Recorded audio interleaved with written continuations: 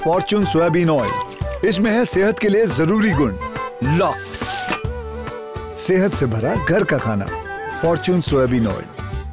अरे अक्की बेटा, समोसे। अरे मटर पनीर। भाई पराठे। सेहत की किसी को पड़ी नहीं है, मुंह नहीं मेन्यू कार्ड है। अरे भाभी अपने हैं, इनकी सेहत का ख्याल अगर हम नहीं रखेंगे तो और कौन रखेगा। इसलिए फॉर्च्यून सोयाबीन ऑयल, इसमें है सेहत के लिए जरूरी गुण। लॉक्ड, सेहत से भरा घर का खाना। Fortune soybean oil.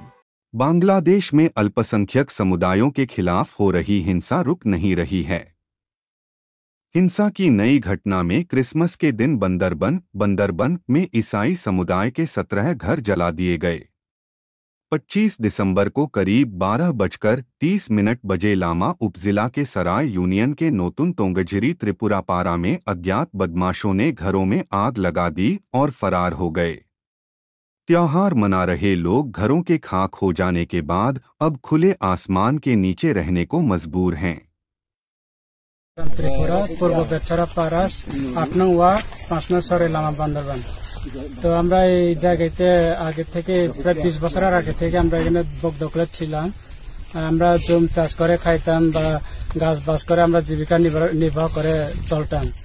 তো মাঝে মধ্যে যে 10-12 বছরের ভিতরে বেনজির আহমদের নাম একজন লোক প্রভাবশালী আর পুলিশের আইজি নাকি উনি, তো উনি এসে এই জায়গাটা দখল করে নিয়ে গেছিল।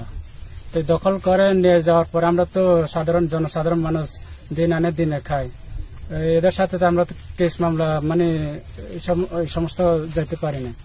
তো যখন উনি কেস খেয়ে মানে পলাতক হয়ে গেছে, বিদেশে নাকি চলে গেছে, তো আমরা উনি চলে যাবার পর থেকে আমরা এই জায়গায় আমরা নিজেদের জায়গায় আমরা চলে আসছি আর কি। তো চলে আসার পর থেকে আমরা ঘর বাড়ি করছি, বসবাস করছি। প্রায় 90-100 মতন আমরা এখানে বসবাসরত আছি। প্রায় 19টা ঘর আছে এখানে। 19টা ঘরের মধ্যে 16টা ঘর পুড়ে গেছে। তো পুড়ে যাওয়ার কারণটা আমরা তো গতকাল ছিলাম না, গত রাত থেকে আমরা আমাদের একটা ক্রিসমাস উৎসবের জন্য আমরা গির্জায় গেছিলাম আর আমাদের সাংস্কৃতিক অনুষ্ঠানও ছিল, ওখানে যোগদানের জন্য গেছিলাম। তো যখন মানে অনুষ্ঠানটা প্রায় শেষ, আমরা যখন আসতে চাইছিলাম তো এদিক থেকে আমরা দেখলাম যে একেবারে আগুন, মানে মনে হয় আমাদের পাড়ে পুড়ে গেছে। তো ওখানে মানে দূরের থেকে দেখছি যে সব ঘর পুড়ে গেছে। তো আমরা আসতে চাইছিলাম, আমরা তো এত গভীর রাত্রে আসারটা আমরা মানে ভয় করি। তো এদের হাতে কি আছে কি নাই আমরা তো ওগুলা বলতে পারি না।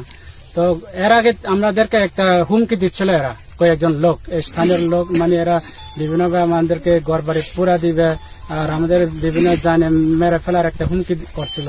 তো এর জন্য আমরা লামা থানায় একটা মানে অভিযোগনামা দায়ের করছিলাম। তো করার পরে থানা তদন্ত আসছিল।